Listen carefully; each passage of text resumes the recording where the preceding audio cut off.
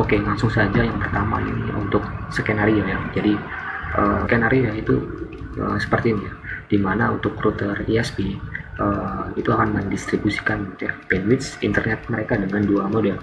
Itu ada yang air routing dan juga AirNAT gitu. Oke, jadi yang pertama untuk RISP kita akan buat sebuah interface di Ether 1 ya, yang terhubung ke internet gitu. Jadi kita buat DHCP client di sini karena saya sudah tambahkan sebelumnya gitu ya, sampai statusnya kebon gitu dan dapat IP address ya. Kemudian untuk Ether 2 kita tambahkan di sini IP address. Nah, di sini kita tambahkan untuk Ether 2 itu ada 3 ya. Itu yang pertama ada IP, kita tambahkan IP 172.20.21.1, kemudian 172.20.20.9 dan 172.20.20.17. Oke, selanjutnya buat IP address ya untuk router routing dan juga router NAT. Kita masuk di sini untuk air routing, masuk melalui PC1 misalkan. Jadi di sini kita masuk connect, kemudian IP address, tambahkan di sini IP sesuai dengan instruksi percobaan gitu ya.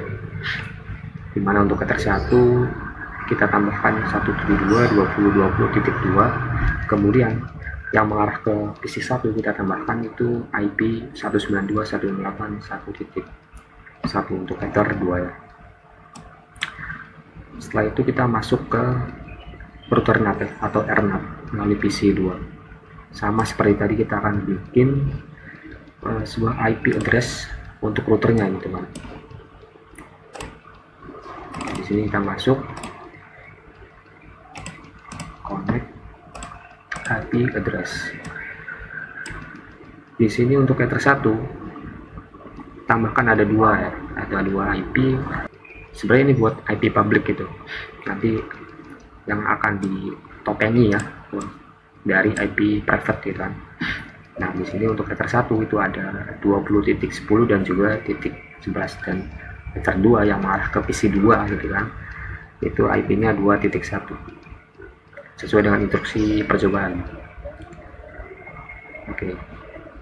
Nah, setelah kita bikin IP address di tiap router, kemudian kita akan bikin memasukkan IP di tiap PC gitu. Nah, yang pertama misalkan di PC1 masuk ke properties, TCP IP properties, kita bikin IP di sini untuk PC1 seperti ini ya, 1.2. Untuk sampai masa default, kemudian gateway-nya default gateway yang mengarah ke routing gitu, routing. Kemudian DNS yang mengarah ke ISP yaitu 172.20.20.1. Begitu juga dengan untuk PC2 dan juga PC public. Kita coba untuk PC2 properties, TCP IP properties. Di sini kita masukkan ya untuk IP address dari PC2 itu 192.168.2.2, kemudian subnet masa default ya karena dia /24, kemudian default gateway yang mengarah ke AirNAT yaitu 192.168.2.1, dan untuk DNS itu ini akan mengarah ke router ISP gitu, RISP, yaitu menggunakan 192.20.9. Oke, baik. Setelah kita setting IP di tiap PC ya, kita akan buat akan sharing gitu, sharing internet dari RISP ke beberapa router lainnya gitu. Dengan cara kita masuk ke router dari ISP ya, di PC public kita bikin di sini IP, kemudian firewall, NAT. Kita tambahkan di sini untuk channel SLC NAT, kemudian out interface-nya yang mengarah ke WiFi atau internet yaitu di Ether 1, kemudian actionnya menggunakan MySQL. Oke, tidak lupa kita bikin IP DNS nya menjadi allow request, remote requestnya dicentang gitu kan. Tidak lupa juga kita melakukan tabel routing itu ya di RISP nya.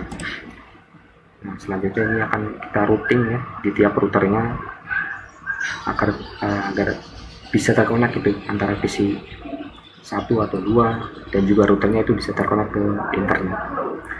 Di sini IP routes kita mulai dari RISP dulu, yaitu melalui PC public. Nah, di sini kita tambahkan arahkan ke router dari routing itu, routing yang kita arahkan ke situ dengan tambahkan routing static gitu. Untuk destination address-nya menggunakan apapun destination address yang menggunakan ini, dia akan terkonek gitu kan. Kemudian gateway-nya melalui jalur ke router routing, yaitu 172.20.20.2 sesuai dengan topologi yang ada ya yang di sini. Dan dari ISP kita akan arahkan ke routing dengan menggunakan gateway dari IP ini titik 2. Setelah itu kita oke. Nah, di sini terlihat sudah terdapat gitu statik.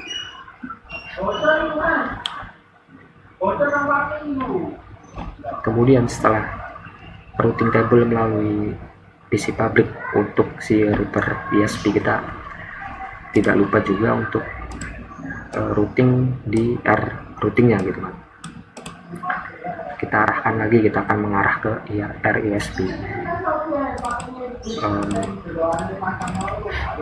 Tambahkan di sini destination address-nya kita nolkan saja, nolkan lah. Untuk gateway-nya kita melalui router RISP 172.20.20.1. Oke, ini sudah bisa ya, sudah ada.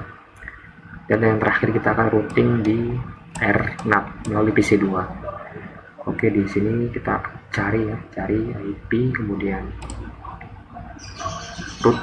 IP routes, tambahkan juga destination address-nya 0 semua, kemudian gateway-nya melalui yang mengarah ke RISP, yaitu 172.20.20.9 ya kan. Oke. Nah, sekarang kita coba nih. Oh ya, yang pertama kita tambahkan NAT standar dulu ya di RNAT, yaitu API firewall NAT. Kita tambahkan di sini. Di sini sudah saya tambahkan gitu kan. Tambahkan dulu di sini, yaitu masih korek terlebih dahulu gitu kan. Kemudian ini protokolnya gak ada dulu ya. Kita coba dulu yang NAT standar dulu gitu kan, dengan chainnya SRI NAT, actionnya masuk ke. Oke, ini di RNAT gitu. Oke, uji coba satu, kita coba ngeping dulu nih dari masing-masing PC gitu kan. Jadi misalkan mulai dari PC 1 dulu, kita ngeping ke 88. Oke, sudah reply. Kemudian PC 2 kita coba ngeping ke ping 88. Oke, bisa juga. Nah, kita coba di PC public, kita coba ngeping ke 88.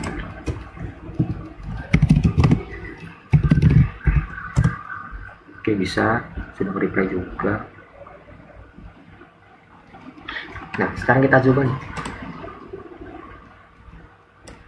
Kita coba di RISP untuk tracking ICMP yang ada gitu ketika kita ngeping ke 88 tadi kan. Nah, kita coba yang pertama PC public, masuk ke RISP, kita cari di sini IP firewall, kemudian connection. Nah, kita coba track ini ICMP yang sedang berjalan yang tadi gitu. Kita coba lagi di sini melalui PC 2 dan juga PC 1.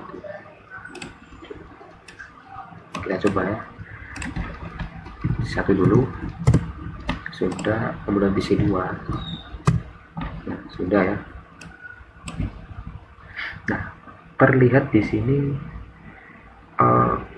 di PC 1 itu 192.168.1.2 itu dia tidak ditopingi gitu. Kenapa? Karena di PC 1 sendiri itu tidak ada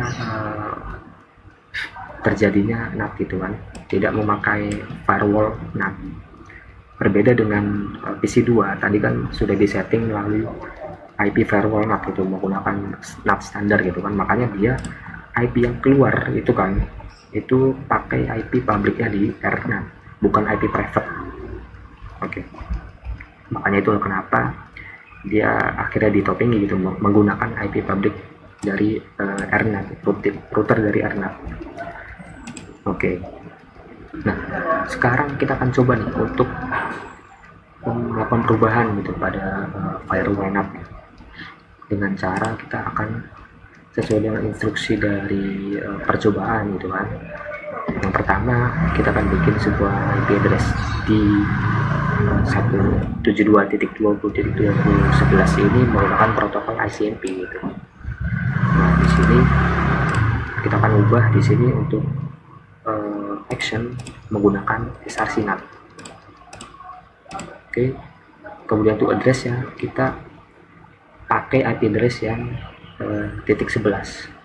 Kemudian protokolnya menggunakan ICMP saja. Kita klik OK, kemudian bikin lagi untuk yang selain ICMP itu akan ditopengi oleh dari address untuk .10. Jadi semua action ketika selain dari ICMP, selain dari ngeping, itu akan ditopengi oleh IP dari .10 gitu. Oke. Nah, kita coba nih. Kita coba ngeping dulu ya. Ngeping.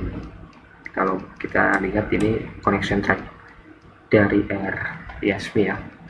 Nah, kita lihat nih di sini untuk ngeping ICMP ya, 888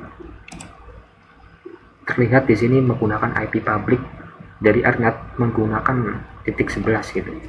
.11 ya, kita coba. Seharusnya ketika saya coba untuk nge-browser ataupun selain dari ICMP, itu seharusnya akan ditopengi oleh IP yang menggunakan .10 gitu. Kita coba ini cari menggunakan browser Mikrotik ya. Kita lihat di sini terlihat ya di sini ya, untuk 172.20.20.10 protokolnya menggunakan UDP TCP. Jadi selain ICMP itu akan ditopengi oleh IP .10 gitu.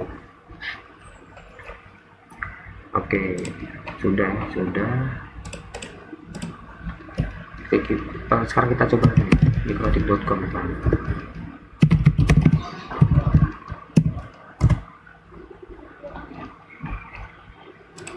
Nah, kan dia sudah ditopengi gitu. Sudah ditopengi menggunakan IP .10. IP publik dari Ethernet dengan IP-nya 172.20.20.10.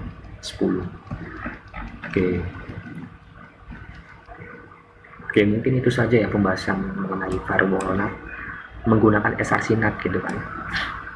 Ya, jadi bisa saya simpulkan ya bahwa satu lagi untuk, jadi intinya ketika menggunakan action SRC NAT ya, bukan masquerade, itu kita bisa setting nih satu-satu, misalkan lebih dari 2 IP publik gitu kan.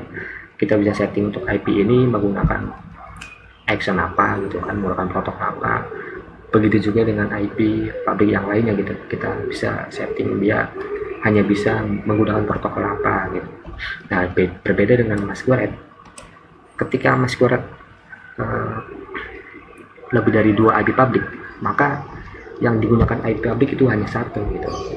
Nah, hanya satu, makanya itulah kenapa masquerade cocoknya dia satu IP publik saja gitu untuk yang masquerade. Oke, mungkin itu saja pembahasan dari saya mengenai IP, mengenai firewall NAT menggunakan chain SRC NAT ya. Terima kasih. Assalamualaikum warahmatullahi wabarakatuh.